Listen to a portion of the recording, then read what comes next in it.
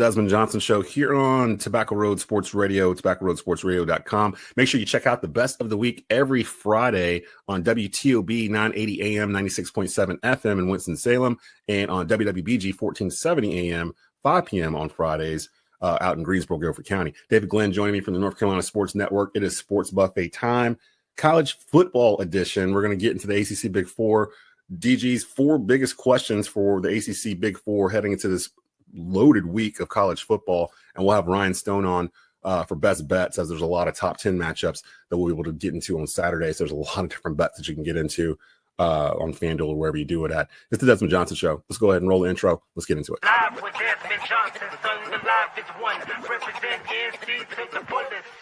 Yeah, welcome to the Carolinas. Everywhere you go, the sky is Carolina blue, the finest. Live action, feedback, the city needs that. I've been #1, no cap. Here's the recap. Adrenaline is my addiction. I'm about to relapse. Step on the turf if you want and get your wee wet. I'm going harder than a martyr on the starter end. It's the heart of man, that's a rap like a cardigan. I'm breaking records, it's 4th and inches, I count the seconds. The over-under's my roar of thunder, my secret weapon. Yeah, the game is to be told. I don't break, I break modes. Follow me on Tobacco Road.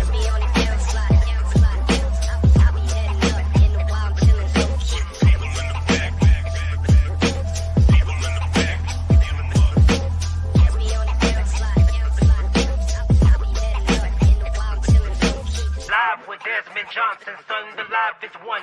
Represent NC to the fullest. And again, welcome into the Desmond Johnson Show here on Tobacco Road Sports Radio. You can watch every Tuesday, Wednesday, and Saturday morning at youtube.com/@Tobacco Road Sports Radio. Brought to you by Head Realty Group, Nikki Rotteweiler, EXP. If you're looking for a home in the Triad, Nikki is the one to call. She will hook you up, definitely. David Glenn in the house from North Carolina Sports Network. And DG, this is one of the busiest weeks that you guys have. It's the opening week of college football and the opening week of ACC football. We've got Duke Elon in 2 days on Thursday night, starting off the season. What's going on, brother? How you doing? I'm doing great, Des. It is crazy. I mean, we're going to be at Wolfpack ECU on Thursday. We're going to be at Clemson LSU at the Palmetto State's version of Death Valley on Saturday. And then we're going to be at Kenan Stadium for the much-anticipated college coaching debut of that Bill Belichick guy on Monday night. And obviously there's a lot of games in between. So it's about 5 straight days of major college football. Because, of course, the NFL doesn't start until that following week. That's a lot of traveling too, but that's some good traveling. That's a lot of that's a lot of moving around. That's a perfect place to start this off. And Ryan Stone will be in with us a little bit after this segment to do best bets, where he'll give you the best parlays, the matchups he likes. We're going to talk Ohio State, Texas, and all that kind of stuff too. With DG, I wanted to stay right in his main wheelhouse, which is ACC. And the ACC Big Four in particular: Duke, Wake Forest, NC State, Carolina. We had Connor O'Neill on Saturday's show, publisher of Devils Illustrated and Deacon Illustrated, and he was giving us previews on Wake Forest and Duke. Let's start off with Wake Forest, because he seemed kind of down on Wake in terms of what his expectations are for them. What's the biggest question for you as you prepare to watch Wake Forest start off their season this weekend for their football team? Well, there are a bunch, and Jake Dicker, to his credit, did a good job at Washington State, but a lot of those better Washington State teams had a good quarterback, and his quarterback at Washington State did not follow him to Winston-Salem the way a handful of other really good players are now members of the Demon Deacons. So my number one question for Wake is quarterback. The guy they just announced as a starter, his name is Robbie Ashford, is a really good athlete. And he played and even started some in the Southeastern Conference during his time at Auburn. But that was not a very good Auburn team. He's more dangerous with his legs. He's not nearly as polished in the passing game. And there's a reason he's had a hard time getting and keeping a starting quarterback job. This is now his 6th year of college. So I think in the longer run, Jake Dickert will get better fits for his system. In year 1 under Coach Dickert, I'll be surprised if the Demon Deacons get above average quarterback play. I think they're just hoping for reliable, solid quarterback play. And I'm not sure if there's anyone on this year's roster at Wake that can give them anything better than that. That's the thing, too, with Wake. I think we're so used to the Dave Clawson method with Wake that's caused so much success for them over the past decade or so, where freshmen rarely play. They redshirt, they keep them in the weight room and feed them for like a year. And then they play a lot of 5th-year seniors. That model's kind of gone now with NIL. So, and the portal in particular, where players just moving around like every year, it feels like that way it doesn't work anymore. With Wake Forest being the smallest D1 school, it feels like there's going to be consistently behind the bag here. Like, do you have confidence in Wake having a bowl eligible team this year? Do you think they can win? I mean, their schedule's pretty manageable, but to your points, can they win 6 games? I think a bowl should be the goal. If they did much better than scraping into a bowl, I would be surprised. I think the Deacons were picked 16th in the 17-team ACC, but your point is well taken. Even if you go back to Jim Grobe's ACC championship, if you wrote a book on how the Demon Deacons won an ACC football title, and remember, Carolina hasn't won one since 1980. State hasn't won one since 1979. Wake has the most recent examples of ACC football championships. And Jim Grobe's, a whole chapter of that book would be on 4th-year juniors and 5th-year seniors and 6th-year seniors and redshirting everybody and getting that best version of some 23-year-old out there. In the transfer portal era, everybody is older. So I do think Wake, as a smaller private university, is going to have a hard time keeping up, if you will, with money being as important as ever, if not more important. And I think it's going to be a rough first year for Jake Dickert. Again, if you get into a bowl, that's an accomplishment. But is there a chance the Deacons miss a bowl? Absolutely. Even against that schedule, there's a chance that that's what happens in year one.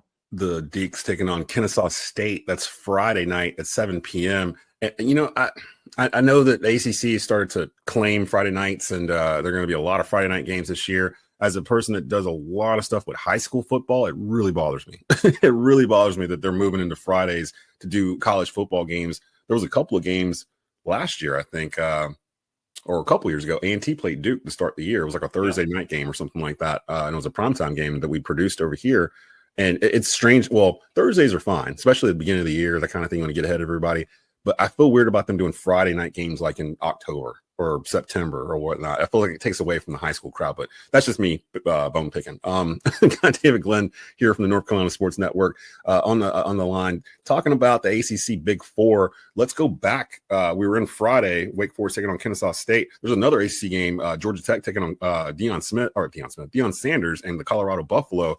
That's an interesting matchup there. That's also Friday night at 8 o'clock. But let's go back, rewind a day to Thursday, August the 28th. Let's talk about Duke. It seems like they've got a lot of smoke around them in terms of how good they can potentially be. They're taking on the Phoenix of Elon. That's a 7:30 kickoff on Thursday. Your thoughts about Duke? What's your biggest question regarding Duke going into the season? Yeah, this is kind of an odd twist maybe, but my biggest question about Duke is not the Blue Devils personnel. And I think that's actually a good sign for Manny Diaz and his staff. I believe Duke has a great chance to be the best college football team in this state this year. And remember, they won 9 games last year in Coach Diaz's debut in Durham's, and that was the second highest win total in the history of that program. So that's a heck of an accomplishment as he heads into year 2. My biggest question is that it involves the way the Blue Devils got to 9 wins last year. And I believe, Des, that their record in one-possession games, those that went down to the wire and were decided by 8 points or 6 points or 3 or 2 or 1 points, their record was 6-1 in those games. And everyone who has studied football for a long, long time will tell you that no matter how good your coaching staff is, no matter how brilliant you are with your play calling or late game situations, it is mathematically impossible to just win almost all of your close games year after year after year after year. There's a law of averages that eventually catches up to you. Now, could Duke do it 2 years in a row? Sure, that's mathematically possible. But most of the analytics and the metrics say if you went 6-1 in your single possession games last year, you're going to do something less than that this year. Will Duke be good enough that maybe they're not in as many nail biters this year? That's their goal. I mean, they believe Darian Mensah, the Tulane transfer at quarterback, is even better than Malik Murphy, who led them to 9 wins at quarterback last year. If they're that much better, maybe fewer closer games. But, yeah, it's that law of thing that makes me wonder about if the Blue Devils can just even duplicate that 9-win level. I mean, it feels like they have enough talent to do so potentially. And, they winning 9 games last year kind of out of nowhere. We're not really used to Duke football running headlines, but it feels like people are kind of pointing at Duke and going, well, after Clemson, you've kind of got Duke sitting here, Georgia Tech, and a couple others, Syracuse. What do you feel like Duke can contend for the ACC championship? I'd be surprised if Duke or any team in our state was in the ACC title game. Clemson's going to be there. Unless something really, really weird happens, the Clemson Tigers will be there. I believe the best candidates to end up there in Charlotte against Clemson are teams like Miami or SMU, which was there last year, or even Louisville. Pitt has a bunch of really good players. Georgia Tech, we'll see, should be good. Florida State hopes to bounce back from last year's disaster, right? I was going to say, do you think the Noles can bounce back? Yeah. If everything went right for Duke, maybe they would have a chance to have that truly special season. But you're not wrong about them having dudes. Their cornerback, Chandler Rivers, is going to be a high NFL draft pick. Their safety, Terry Moore, is going to be an NFL draft pick. Their offensive lineman, Brian Parker, has already been an all-ACC guy. They have some incoming portal guys that they believe are really going to help. And they really only lost one portal guy. And, man, we could make long lists of players that the schools in our state wish they had back but are now playing somewhere else. I believe Duke only lost one guy that they wish was still on the team. Wow. And he's the running back Star Thomas, who might be starting for the Tennessee Volunteers this year. But even again, Malik Murphy did leave for Oregon State, but there was no anxiety. They like Darian Mensah better. They think he's a better athlete, a better runner. They even think he's a more accurate passer. So, man, if you only lost one guy in the portal era that you wish you had back, that's and amazing. Almost everybody else who left just couldn't fight their way up the depth chart and are going to try to find playing time somewhere else, that's an incredible win at any school. And that's part of the firm foundation, I think, for Manny Diaz at Duke. Shout out to my guy, Quayshawn Brown, junior wide receiver who was a star at East Forsyth, my alumni. And Connor was like, he picked out a couple players to watch and we landed on him. He was like, actually, I was going to mention him. He's like, Sean Brown has been exploding in these scrimmages and stuff. It looks like he's going to have a breakout year. And I remember calling his games on Friday nights. And even during those radio calls saying, that kid is going to play on Sunday. Like, I don't know how he's going to get there, but he's going to play. It's one of those kids that's like, if you're good when you're like 19 or 22 or whatever, you're probably good when you're 8. Like you were that kid on your Pop Warner team that like was the quarterback because you were the fastest. He's that kid. Like, and he's just been like the fastest everywhere he's been. And I'm happy that he's starting to grow and he stayed at Duke and is continuing to get some shine because he's gone through a coaching change since he's been there. So shout out to Q. NC State that same night on Thursday, taking on East Carolina. Last time these two teams saw each other, it wasn't very friendly. It's a bit of a rivalry between the two. What's your biggest question for the Wolfpack and Dave Doran going into the 2025 season?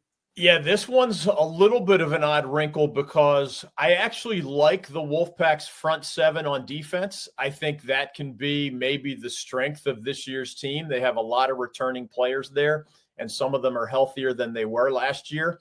But on that same side of the ball, NC State is basically rebuilding its entire secondary. And this sounds strange, but a cornerback starter last year for State, Brandon Cisse, is now at South Carolina. A safety starter, Tamarcus Cooley, is now at LSU. Another safety starter, Bishop Fitzgerald, is now at Southern Cal. And a guy who was hurt last year but previously started at safety for the Wolfpack, Devon Boykin, is now at Indiana.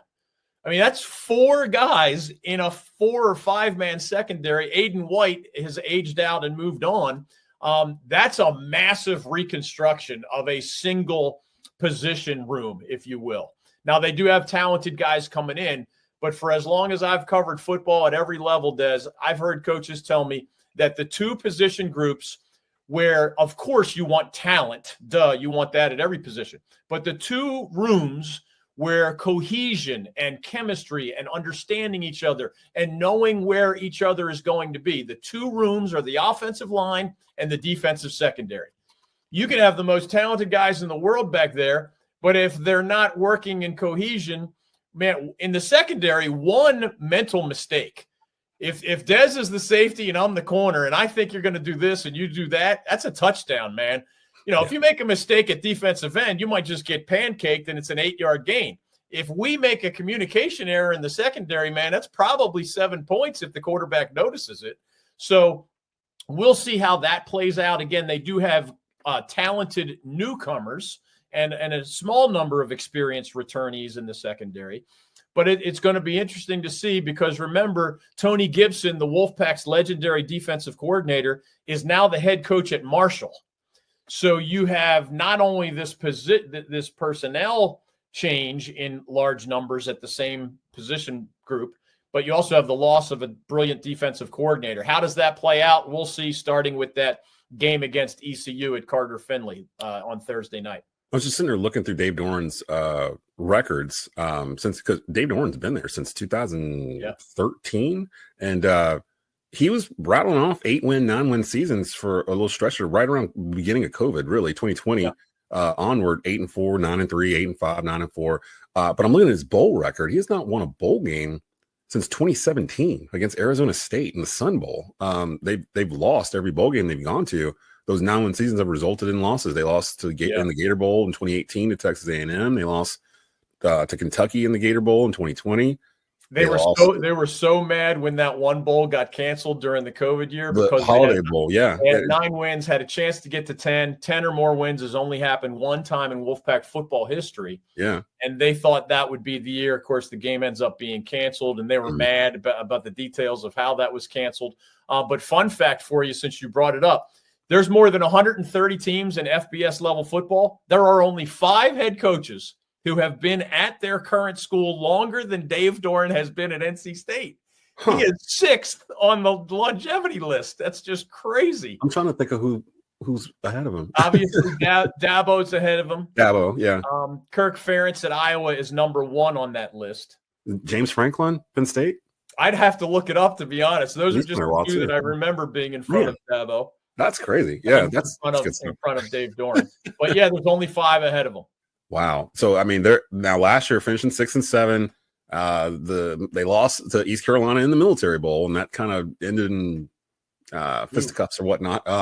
So do you think that's going to carry over into this game, or because they had a whole offseason to stew on? That was the last people they saw. I do not think it will. I mean, Des, the last time I talked to Dave Doran, I mean, he was emotional as he described last year's Military Bowl against ECU as, quote, one of the most embarrassing moments in my entire life in coaching.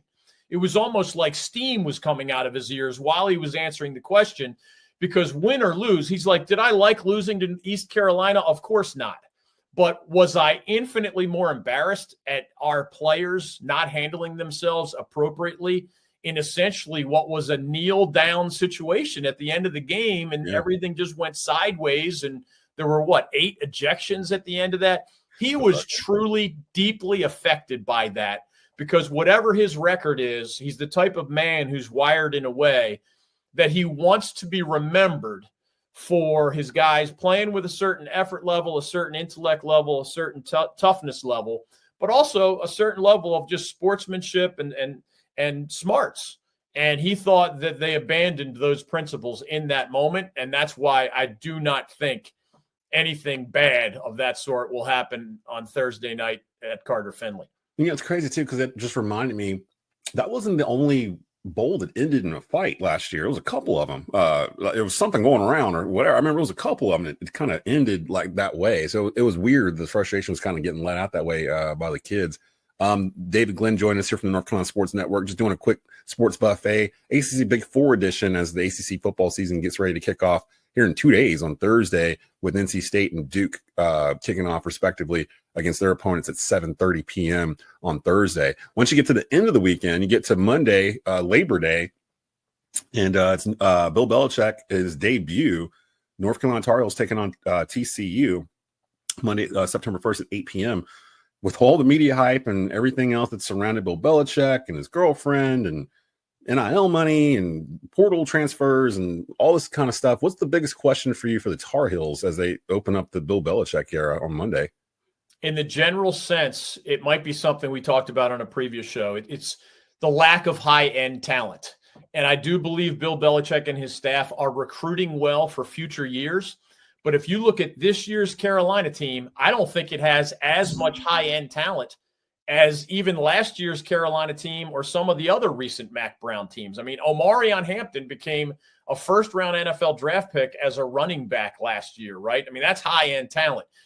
NFL scouts say that there is only one player on the entire Carolina roster right now who would be a selection in next year's NFL draft. It's the Thaddeus Dixon, Washington Huskies transfer at the cornerback position. He was honorable mention All Big Ten last year. He's a really good player. He's an All ACC candidate. Do the Tar Heels have a lot more of that high-end NFL caliber talent? I don't see it. I don't think so. Now, maybe Bill Belichick and his staff can develop that talent.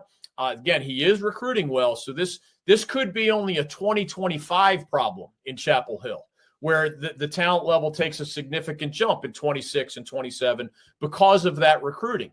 But I don't see a lot of proven talent on that field. And if you asked the question a little differently and asked what's the biggest question mark going into that TCU game on Monday night, it might be more narrowly the offensive line. I don't know if you've caught up on all this because it's only come out recently, but the Tar Heels' number one center is hurt and out for at least a month, and their number two center just got hurt. So the new center didn't play center at all last year. The starting left tackle is probably going to be a true freshman who didn't arrive until the summer, wasn't even at spring practice. The starting right tackle is probably going to be a South Carolina transfer who missed all of last season with an injury, and prior to that was more of a guard than a tackle for the Gamecocks. So that's a lot of question marks on the offensive line when obviously you got to protect either a brand new quarterback in Gio Lopez or the veteran Max Johnson, who hasn't played in a year because, he had that serious injury and he's dealing with like high-tech rods in his leg because of the severity of last year's injury. I mean, man, that's a lot of question marks. So you better have a really good coaching staff to squeeze a week one performance. I mean, Belichick's known for his teams getting better, right? Yeah. So we'll see. Maybe they're better in October than they were in September or late August. But, man, that's a lot of question marks going into a game against a TCU squad that won 9 games last year and has a quarterback back that, threw for 4,000 passing yards last year and set the all-time TCU single-season record. I don't know if I don't think it bothers me that they didn't bring in like a big name in the transfer portal, because it kind of fits Bill Belichick in terms of what we've seen from his NFL career. Like they never brought in high-end free agents or anything like that. They never went for the flashy player. They would always go for a type, like a guy that fits what he's trying to run or whatnot more than anything else. It was almost like they would rather take the Wes Welker and make him a star as opposed to bringing Wes Welker in after he's had a 1,000-yard season and signing. That's what they're going to have to do. That's what it seems like they're trying to do. So they're just kind of going through the bushes looking for strawberries or whatever. And if they find one, like, we're going to keep this one. And they better be right, because history says it's way smarter to go get Thaddeus Dixon. You just saw what he did at Washington against Big Ten competition. And he was rewarded for that with some postseason honors. To me, that is a far more predictable, reliable path to building a football team than continuing to just find, diamonds in the rough that you can plug into your system and maximize their potential. That's possible, but man, that is the road less traveled if you're trying to do it over and over and over and over. Follow DG on X at David Glenn Show. He's got a busy itinerary starting off Thursday as you're going to be moving around all these different games. You mentioned at the top of the segment, you're going to Death Valley to see Clemson and LSU. It's a matchup of top 10 squads. Clemson's number 4, LSU's number 9. And then you got Carolina on Monday back in Chapel Hill. And you said, which game was it you were going to on Thursday? The Duke game or the It'll be ECU at NC State. There you go. So you got NC State and ECU on Thursday night. So he'll be hitting 3 big ACC games over the course of this Labor Day weekend. So definitely go and follow him over at David Glenn Show and NC Sports Network. Go subscribe to one of the fastest moving subscription YouTube channels we have in the state of North Carolina, the North Carolina Sports Network. They do excellent work over there. And get your ACC football fix as we get ready to start the ACC football season. DG, I'll have you back on week after next, and we'll be talking about 2-0 Carolina and Bill Belichick and the state on fire because they're going crazy for Tar Heel football, or we'll be talking about how this experiment has blown up in his face completely in 2 weeks and they're calling for his head. One of the two things is probably going to happen. So we'll have a lot to talk about by the time you get back in here. Looking forward to it, my friend. Keep up the good work. Coming up, Ryan Stone will be with us. Best bets. We'll talk about a little bit more of those top 10 matchups. And Ryan's going to have some crazy parlays and some bets that he's already been thinking about since last weekend, probably all summer. So we'll get with him in just a bit. You're watching the Desmond Johnson Show. All right. And welcome back to the Desmond Johnson Show here on Tobacco Road Sports Radio, tobaccoroadsportsradio.com, brought to you by Nikki Rotteweiler at Head Realty Group EXP. If you have a situation where you're looking for a home in the Triad, give Nikki a call. She will definitely hook you up. Ryan Stone in the house with Best Bets. Now that we're at the opening week of the college football season. Ryan, what's going on, man? It's busy for you guys, right? Like you're a lot going on. High school football is back as well, so yes, getting ready for that also. So a lot going on right now, but thank God college football is back. Let's get into it real quick before we get out of here. We typically get your best bets for the upcoming weekend, and what better weekend to start off than the college football weekend? We got a matchup of number 1 Texas taking on number 2 Ohio, or number 3 I believe. Ohio State. Yeah. And if I'm not mistaken, Texas, the number 1 team in the country, is coming in there as an underdog. What's your bet here for Texas Ohio State for people to look at?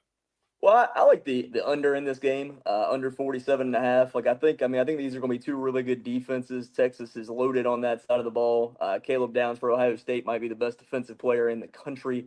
And 2 young quarterbacks that don't have a ton of experience. I know Arch Manning has all the hype, but he's only actually started 2 or 3 games at this point in his career. And then Ohio State's quarterback, Sam, we don't know a ton about him at this point. So I do think this could be kind of a game where you see both coaches kind of play it a little conservatively and a little bit closer to the vest. So I like the under 47.5 in that matchup.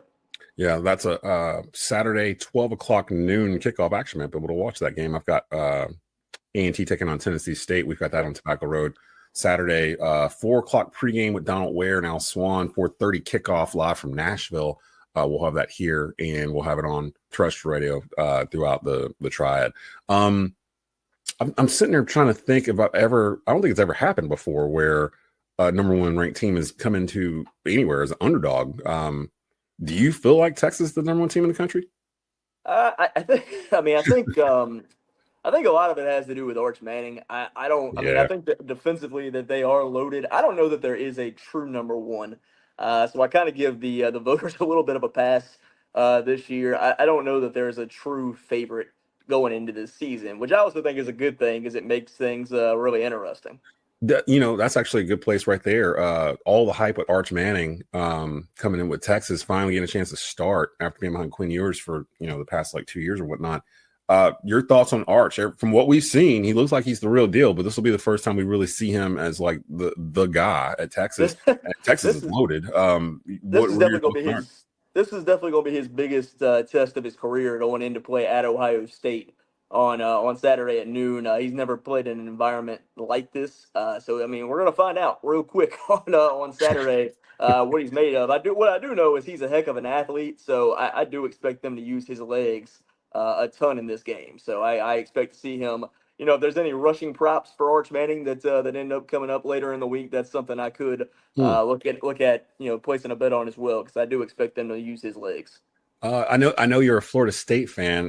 They're facing off. This is one of my bets, actually. I'm glad you brought great. it up. Yeah, Alabama, Florida State. I saw it sitting there. I was like, ooh, that might be a good one, or it might not be a good one based on what Florida State team shows up.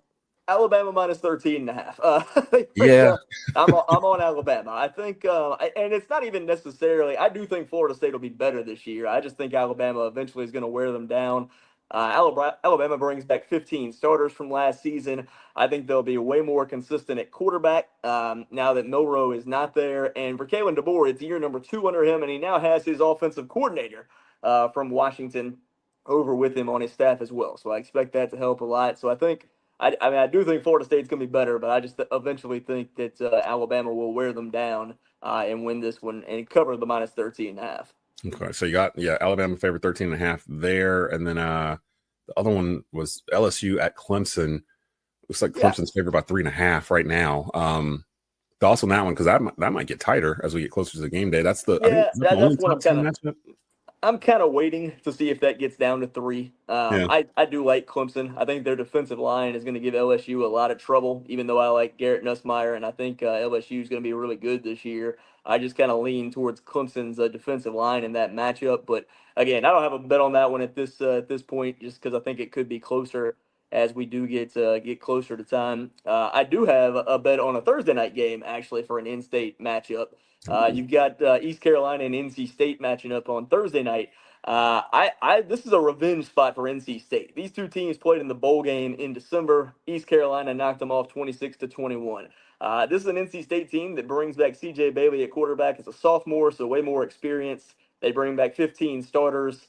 I think this is a revenge spot for NC State. I think they've had this circled all off season. It was 11.5 yesterday when I took it. It's now gotten whacked up to about 13.5, 14. I would still take it up to 14, but I like NC State to win this one pretty comfortably. I think I saw Joe Giglio mention something about that on X yesterday, that the line jumped or whatever. You know, they're huge NC State fans. He graduated from there, and he was like, something's going on for it to jump like that we don't know about or whatever. So that's a good one too. That's actually a good place to stop it there. So we'll have Ryan on, throughout the season giving us best bets. But so you have Alabama, minus 13.5. Minus 13.5. Texas, NC State. Yeah, NC State minus 11.5 up to 14. And then it was Texas, right? Texas and Ohio State under 47.5. You're taking them. Yeah. I'll throw another one out there too that's kind of off the radar. Sam Houston State, UNLV. Way out. The reason why is because both teams played this past week. UNLV gave up 31 points to an FCS team in Idaho State.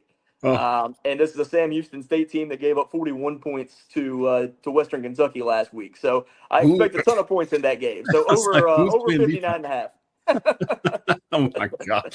So no one's playing defense in this game. It's going to be like flag football, pretty much, man. So I can't wait. Like I was just telling David Glenn, he was on right before you. We were talking about the NC State ECU stuff, and they were literally the last faces they saw last year, and people remember, they got into the tussle at the end of the game. Kids got ejected. It was a whole thing, and now they get to see each other first game of the season this year on a Thursday, no less. So that'll be fun. The North Carolina Sports Network, they'll be out there for that game. DG just told me he's in that game, and then he's going to Clemson LSU on Saturday night, and then it'll be at Chapel Hill Monday for Carolina TCU. I was like, man, that's that's a little route there, DG. You're going all out. So busy season has arrived for all of us that are in the industry. Same here. High school football started last week here. College football's this week. NFL's the following week.